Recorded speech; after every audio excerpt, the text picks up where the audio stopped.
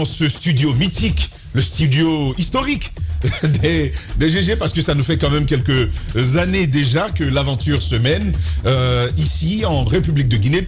Dans un instant, bien sûr, dès l'ouverture de la deuxième partie de cette émission, je le disais, c'est en deux temps. Lamine Guirassy sera ici dans ce studio, puis nous prendrons le ministre, le garde des Sceaux, qui est déjà dans nos locaux. On poursuit entre-temps donc cette émission avec vous, Jacques. À Sigiri, c'est pas un nouveau phénomène, c'est juste qu'une situation se confirme et se renforce, les donzos qui semblent régner en maître absolu. Il faut donc planter le décor, c'est à Kintinia où il y a des opérations minières comme dans la plupart des localités de Sigiri d'ailleurs. Et puis la mairie qui a été installée avait des problèmes avec les sages de la localité autour de la gestion des montants qui sont à la fois mobilisés par la municipalité mais également par le FODEL. Il s'agit de 43 milliards pour le FODEL, mais également de 30 milliards, plus de 30 milliards des fonds mobilisés par la commune. Il y a des camionneurs, vous savez, qui font la navette entre les zones minières et qui, si vous voulez, versent de l'argent à la municipalité. Ces montants devraient aider à bâtir quand même quelques infrastructures au bénéfice des populations.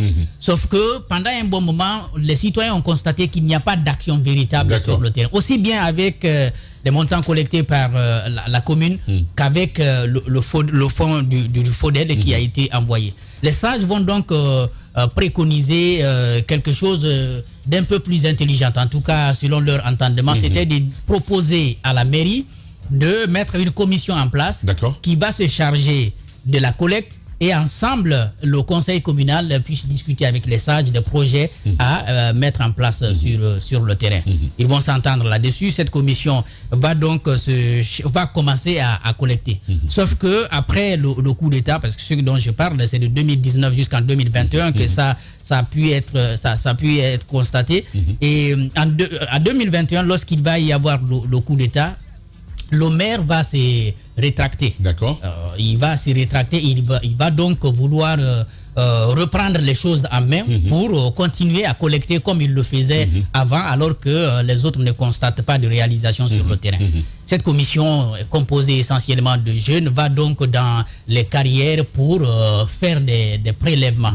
Et lorsqu'il se rétracte, lui, il met en place une autre commission parce qu'un débat va avoir lieu, ils ne vont pas s'entendre. Il met une commission parallèle qui va aller sur le terrain pour empêcher que le travail se fasse. Ce qui va arriver, c'est qu'il va y avoir de l'affrontement. Je crois que nous avons tous entendu cette actualité. Au cours de l'affrontement, il va y avoir un mort. Un mort, malheureusement. Une actualité plutôt récente. Oui, une actualité très récente. Il va y avoir un mort côté monsieur le maire.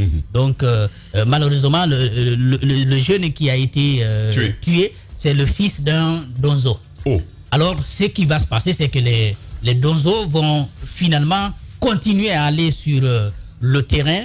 Et puis, la justice la justice locale ne s'est pas comme ça invitée dans le dossier.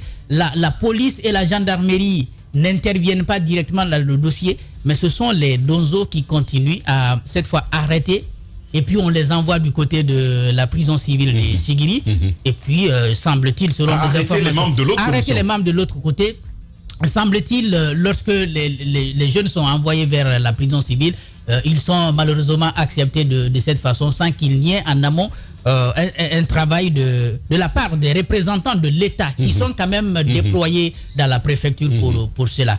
Aux dernières nouvelles, il y a une mission qui a quitté Kintinia et qui est actuellement ici à Conakry. La mission a même pu rencontrer hier le ministre de l'administration du territoire et de la décentralisation autour du sujet pour voir dans quelle mesure on peut quand même arrêter ce qui se passe sur le terrain. Les donzos, ce n'est pas une première. C'est vrai qu'il y a un rôle qui est reconnu dans les zones aurifères, je crois au Tomboloma comme on les appelle, des structures de sages qui sont bien constituées mais qui sont connues quand même par des autorités locales.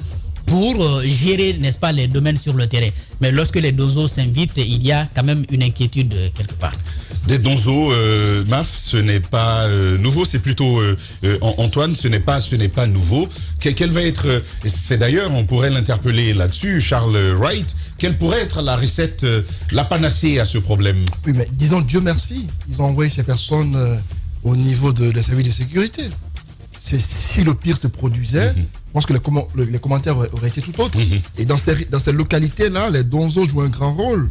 N'occultons pas le fait que les donzos, en Haute-Guinée, constituent une part importante dans les activités. Ils ont une place importante dans la société au niveau de la Haute-Guinée.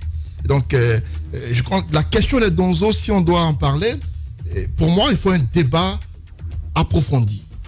C'est-à-dire faire en sorte que soit les donzos, on les mette carrément à l'écart, ils partent en brousse, ou qu'on définisse clairement leur champ d'action. C'est l'autre héritage d'Alpha Condé. Lorsqu'on parle de... Ils étaient déjà là, mais de les voir s'inviter comme ça dans l'institution républicaine, c'est l'autre héritage. La localité dont il est question, c'est carrément, c'est leur zone, c'est chez eux, Quintinia. Oui. Donc, quand vous y allez... Mais ils ne remplaçaient pas la justice, ils ne remplaçaient pas les forces de défense. On parle du fils d'un donzo qui a été tué. Oui. Donc, quand c'est le cas... Pour moi, s'il fallait s'attendre forcément à une réaction de leur part. Et heureusement qu'ils n'ont pas tué. Alors, attendez, heureusement qu'ils n'ont pas tué. Même les civils, souvent, lorsqu'un proche d'une famille est tué, des civils se lèvent parfois pour aller à la recherche des auteurs du crime lorsqu'il y a une lourdeur au niveau de la police. Et pour moi, si la police n'a pas joué son rôle et que les donzos eux-mêmes prennent l'initiative de mettre la main sur le présumé auteur et l'envoyer à la police, moi, c'est un acte à saluer parce qu'au moins, ils n'ont pas tué. Au moins, il l'envoie à la police pour que celui-ci réponde de ses actes. À mon avis, s'ils ont agi ainsi, c'est parce que pour moi, la police ou la gendarmerie ne joue pas leur rôle. Parfait. Antoine Kourouma, c'est ton avis, on l'aime comme ça, on l'accepte, même s'il nous fait mal. Bon, on le prend de cette façon. Continuez à réagir à cette émission. Alphonse Charles Wright, ministre de la Justice et des Droits de l'Homme, garde des Sceaux, est notre invité, il est déjà dans nos locaux. Juste derrière la médiatrice Aïssatou Sané, ce sera lui que nous prendrons avec Lamine Guirassi, le turbo commande, et c'est dans seulement 10 minutes.